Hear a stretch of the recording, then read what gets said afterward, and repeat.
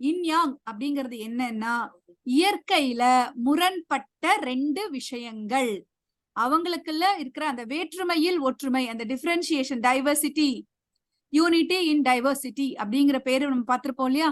அதே மாதிரி அந்த வித்தியாசமான இந்த முரண்பாடுகளின் ஒத்தான இயக்கம், ஒத்திசைவு, ரெண்டும் ஒண்ணுக்கொண்ணு ஒத்துழைச்சி ஒரு இயக்கத்தை கொடுக்கக்கூடிய விஷயமாதான் இன் யாங் அப்படிங்கிற தன்மைகளை பார்க்கிறோம். சோ இத வந்து யூஸ்வலா இங்க வந்து எப்படி ரெப்ரசன்ட் பண்ணிருக்காங்க அப்படின்னா, ஒரு பெரிய வட்டத்துக்குள்ள பாதி கருப்பு வளையமாகவும் பாதி வெள்ளை வளையமாகவும் இருக்கும். இப்ப நான் சொன்னேன் இல்லையா, பகலுக்குள்ள ஒரு இருட்டு இருக்கு, இருட்டுக்குள்ள ஒரு பகல் இருக்குன்னு. அந்த விஷயத்தை தான் இந்த கருப்பு பகுதிக்குள்ள இருக்கிற ஒரு வெள்ளை வட்டம் என்ன சொல்லுது, அந்த இன் தன்மைக்குள்ள ஒரு யாங் இருக்கும். ஒரு தகப்பன் எப்ப தாயோட ஸ்தானத்தை பூர்த்தி பண்றாங்க, அந்த குழந்தையோட தேவைகளை நிறைவேற்றும் போது அந்த தகப்பன் அப்படிங்கிற கேரக்டர் வந்து தாயோட ஸ்தானத்தையும் ஃபில் பண்ணுது. அந்த கேரக்டர் உள்ள இருக்கு. அதுக்காக அவர் பெண்ணா மாறிட்டு வரானா இல்ல, அந்த இடத்துல அவர் தாயா மாறுறார். அந்த குழந்தைய பாதுகாக்கிற விஷயத்திலையும், பொருளீட்டி கொடுத்து அவங்களுக்கு தேவையான பாதுகாப்பு கொடுக்கிற விஷயத்திலையும் வந்து தாயானவள் அந்த இடத்த செய்யும் போது அப்போ அவங்க வந்து தகப்பனுடைய வேலையை செய்யறாங்க. அதுக்காக அவங்க முழு தாய் இல்லைன்னு சொல்ல முடியுமா? முடியவே முடியாது. சோ இன்னுக்குள்ள கொஞ்சம் யாங் இருக்கு, யாங்குக்குள்ள கொஞ்சம் ஈன் இருக்கு. ஏதாவது இப்ப இந்த வர்ற அடுத்த ஸ்லைட்ஸ்ல எல்லாமே நான் சொன்ன விஷயங்கள் தான் உங்களுக்கு ஸ்லைட்ஸா இருக்கும். அந்த காலையில ஒரு புக் படிச்சோம் இல்லையா, யுவாங் டி நெய்ஜிங் சொல்லிட்டு ஒரு புக் படிச்சோம் இல்லையா, மஞ்சள் பேரரசர் கொடுத்த புக்குன்னு. அந்த புக்ல வந்து என்ன சொல்லியிருக்காங்க அப்படின்னா, இயற்கையின் படைப்புல உருவாகிற அத்தனை மாற்றங்களும் இந்த இன்யாங் விதியை கொண்டுதான் உங்களுக்கு உருவாக்கம் நடைபெறுகிறது. இந்த விதிக்குள்ளதான் எல்லாமே ஆரம்பிச்சு எல்லாமே முடியுது. இப்ப உருவாகிற அத்தனை விஷயங்களுக்கும் இன்னும் யாங்கும் தான் மூலாதார சக்தியா இருந்து உங்களுக்கு நிறைய மாற்றங்களை கொடுத்துக்கிட்டே இருக்கு. நம்ம ஸ்கூல் டேஸ்ல படிக்கும் போது படிச்சிருப்போம், energy can be created R converted into another form, but it cannot, new energy cannot be created or destroyed. அதே விஷயத்தை தான் நம்ம இங்கேயும் படிக்கிறோம். நம்ம எப்படி படிச்சிருக்கோம், ஒரு பிரபஞ்சம் உருவாகுது அப்படின்னா அது எங்க இருந்து உருவாகுது, அங்க இருக்கிறத வச்சுதான் புதுசு உருவாகுது. உருவான விஷயம் இயங்குது, அது கடைசியில அழிவு தன்மையை நோக்கி போகுது. அழிவுங்கிறது என்ன, புது விஷயத்தோட ஆரம்பமா போகுது, ஒரு மாற்றமா போகுது. இதுதான் வந்து இன்யாங். நம்ம சொல்ற அதே தத்துவத்தை தான் எங்க இன்யாங்லயும் வந்து அவங்க விளக்கம் கொடுக்குறாங்க. அததான் வந்து உங்களுக்கு புரியறதுக்காக பிக்சரைசேஷன் பண்ணி காட்டியிருக்கோம். ஒண்ணு பகலை ரெப்ரசென்ட் பண்ணுது, ஒண்ணு இரவை ரெப்ரசென்ட் பண்ணுது, ஒண்ணு வெப்பத்தை ரெப்ரசென்ட் பண்ணுது, ஒண்ணு குளிரை ரெப்ரசென்ட் பண்ணுது. இந்த பிக்சர் இப்ப உங்களுக்கு நம்ம பேசுனதுக்கும் இந்த பிக்சரை பார்க்கும்போது உங்களுக்கு அது மனசுல பதிஞ்சிருக்கும்னு நினைக்கிறேன்.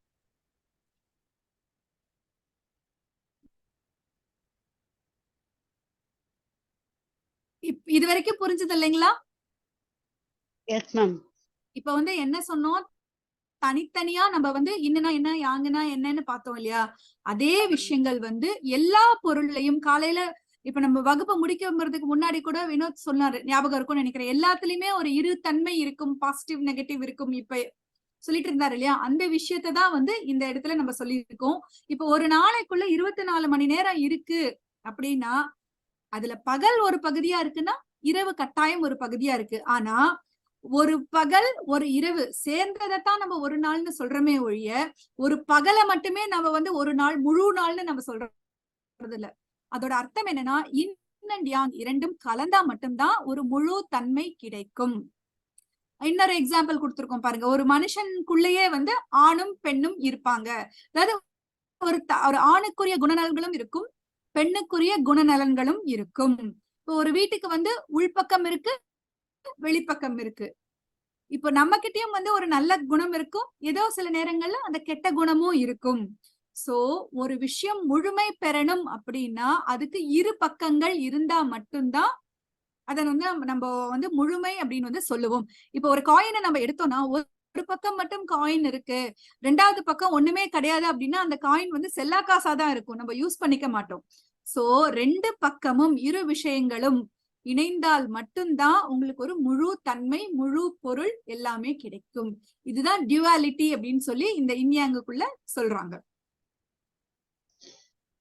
சோ அந்த தன்மைகள்ல இன்னும் என்னன்னு ரெப்ரசன்ட் பண்றாங்க, யாங்க எந்த மாதிரி ரெப்ரசன்ட் பண்றாங்க அப்படின்னா, ஒரு டார்க் அண்ட் ஒரு பிரைட் அப்படின்னு ஒரு விஷயத்த நம்ம சொல்றோம்னா, எல்லாத்துக்குமே இருக்கிற அந்த பிரைட் ஆன திங்ஸ், பிரகாசமான ஜொலிக்கக்கூடிய ஒளி நிறைந்த அந்த மாதிரி ஒரு விஷயத்த வந்து யாங் அப்படிங்கிற விஷயம் ரெப்ரசன்ட் பண்ணுது.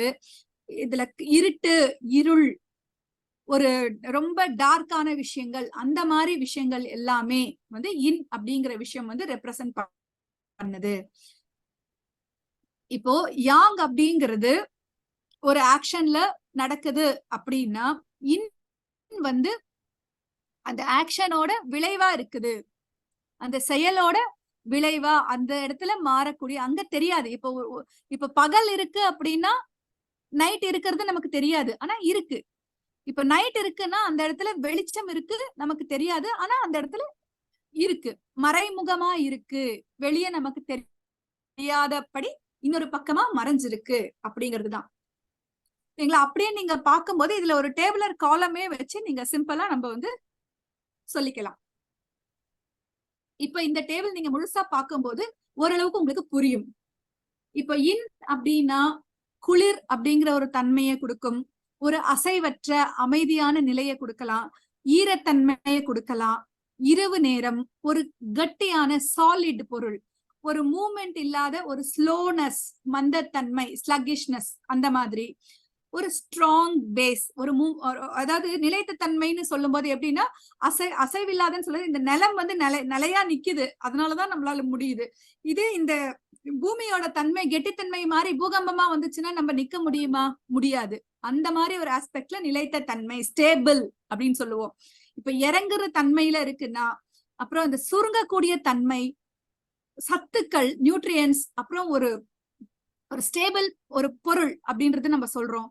அடுத்து ஒரு அடர்வான தன்மை, ஒரு ஹார்டு கடினமான ஒரு தன்மை, உருவாக்கக்கூடியது, சேமிக்கக்கூடியது, இதெல்லாம் இந்த மாதிரி கேரக்டர்ஸ் எல்லாம் இன்னோட கேரக்டரா எடுக்கலாம்.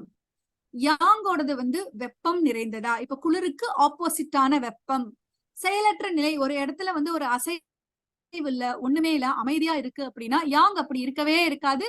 யாங் வந்து அந்த இடத்துல செயலா ஒரு மூவ்மெண்ட்டை, இயக்கத்தை உருவாக்கிக்கிட்டே இருக்கும். இப்ப ஈரப்பதமான இடம் இன் அப்படின்னா குளிர் இருக்கு அப்படின்னா, வெயில் இருக்கிற இடத்துல உங்களுக்கு வறட்சி இருக்கும். இரவுனா யாங்க வந்து நம்ம அதுக்கு ஆப்போசிட்டான பகல் அப்படின்னு சொல்லலாம். இப்ப வந்து ஒரு உறுதித்தன்மையான ஒரு ஸ்ட்ராங் பேஸ் இருக்கக்கூடிய ஒரு விஷயமா இன்னும் நம்ம சொல்றோம் அப்படின்னா, ஸ்ட்ராங் இல்லாம அதே நேரத்துல ஒரு சாஃப்டான விஷயமா வந்து நம்ம வந்து இது யாங்க சொல்லலாம். இப்போ வந்து ஒரு விஷயம், இப்ப டல் அப்படின்னு ஒரு கேரக்டர் இருக்கு அப்படின்னா, அதுக்கு ஆப்போசிட்டா டல் அப்படிங்கிறது இன் அப்படின்னு எடுத்தோம்னா, ஆப்போசிட்டா பிரைட்டா இருக்கிறது வந்து யாங் அப்படிங்கிற ஒரு தன்மையில எடுக்கலாம். இப்போ ஒரு ஸ்டேஜ் வந்து ஒருத்தங்களோட ஒரு முடிவு மாறாது, அதுலயே இருப்பாங்க, அதோட தன்மையிலேயே இருப்பாங்கன்னா அது இன் உறுதியானவங்க அப்படின்னு சொல்லலாம். இதே ஒரு விஷயம் ஒரு மாற்றத்துக்கு உண்டாக்கிக்கிட்டே இருக்கு அப்படின்னா அதை வந்து யாங்ல சொல்லலாம். இன்னோட செயல் வந்து சுருக்கம் அடையுது அப்படின்னா யாங்கோட செயல் வந்து அதுக்கு ஆப்போசிட்டா விரிவடையும். இன்னோட செயல் வந்து சத்துக்களை பாதுகாத்து, சத்துக்களை உருவாக்கி, சத்துக்களை நோக்கி இருக்கிற விஷயமா இருக்கு அப்படின்னா அந்த சத்துக்களுக்கு பாதுகாப்பு கொடுக்கக்கூடிய விஷயமா யாங் வந்து வேலை செய்யுது. அதாவது இதுக்கு எக்ஸாக்ட் ஆப்போசிட்னு நீங்க எடுக்க கூடாது. இன்னுன்னா இந்த தன்மைகள் எல்லாம் இருந்தா அந்த நேரத்துல அது இன் தன்மையிலையும், இந்த மாதிரி தன்மைகள் ஆப்போசிட்லா இருந்ததுன்னா அது யாங் தன்மையிலும் வேலை செய்யுதுன்றதை நம்ம எடுத்துக்கலாம்.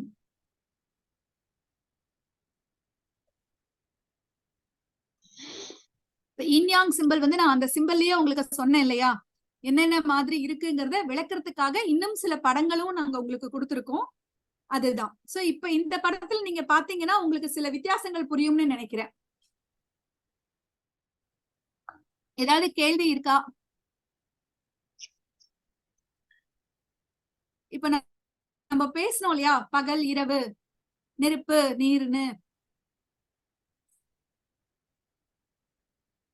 இப்ப நம்ம பேசின அந்த விஷயங்களை வந்து பிக்சர்ல உங்களுக்கு மைண்ட்ல புரியறதுக்காக கொடுத்துருக்கோம்.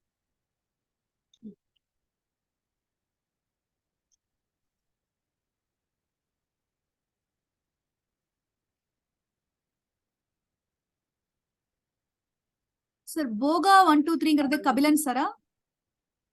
கிளாஸ்ல பேசும்போது ஞாபகம் இருக்குங்களா? வெற்றி மேடம், மகா மேடம் இருந்தீங்கன்னு நினைக்கிறேன். வேலுச்சாமி இருந்தாரான்னு தெரியல. திரும்பவும் இந்த தடவை சொல்றேன். இது என்ன அப்படின்னா, ஒரு நாள்ல வந்து எந்த டைம் இன்ல இருக்கும், எந்த டைம் யாங்ல இருக்கும். இப்ப நம்ம வந்து கரெக்டா 12 மணிய மதியம் 12 மணிய நம்ம என்ன சொல்லுவோம்? நூன்னு சொல்லுவோம். அந்த நேரத்துல சூரியன் எங்க இருக்கும்? நம்ம தலைக்கு மேல உச்சியில இருக்கும். கரெக்டா?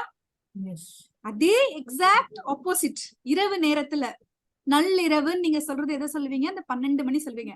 அப்ப அந்த நேரத்துல முழு குளிர்தன்மை, முழு இருட்டு, இருள் அப்படி எடுத்துக்கலாமா? எடுத்துக்கலாம் மேம். இந்த பிக்சர்ல என்ன சொல்ல வரோம் அப்படின்னா, ஒரு நாளைக்குள்ள இன் யாங்க வந்து நம்ம பிரிக்கிறோம் நம்ம புரிதலுக்காக. இப்ப விடிகாலையில அப்படின்னு சொல்லும் போது அந்த இருட்டுக்குள்ள ஒரு வெளிச்சம் பரவுது இல்லைங்களா? டான், விடிகாலை, அந்த காலையில நேரத்துல இருட்டும் கலந்திருக்கும், வெளிச்சமும் இருக்கும். ஆனா இருட்டு அதிகமா இருக்கும், வெளிச்சம் கொஞ்சம் குறைவா இருக்கும். அப்பதான் வர ஆரம்பிக்குது. அதே ஒரு நண்பகல் நேரம் அப்படிங்கும்போது முழு யாங், கம்ப்ளீட் யாங், நல்ல வெளிச்சமான இடம். அதே சாயங்காலம் பண்ணும்போது வெளிச்சத்துக்குள்ள இருள் பரவ ஆரம்பிக்குது. இந்த வித்தியாசம் உங்களுக்கு புரியுதா? புரியுதுங்க மேம். நீங்க அதை சொல்லியிருக்கீங்க, ஞாபகம் இருக்கு. அதத்தான் வந்து இங்க பிக்சரா உங்களுக்கு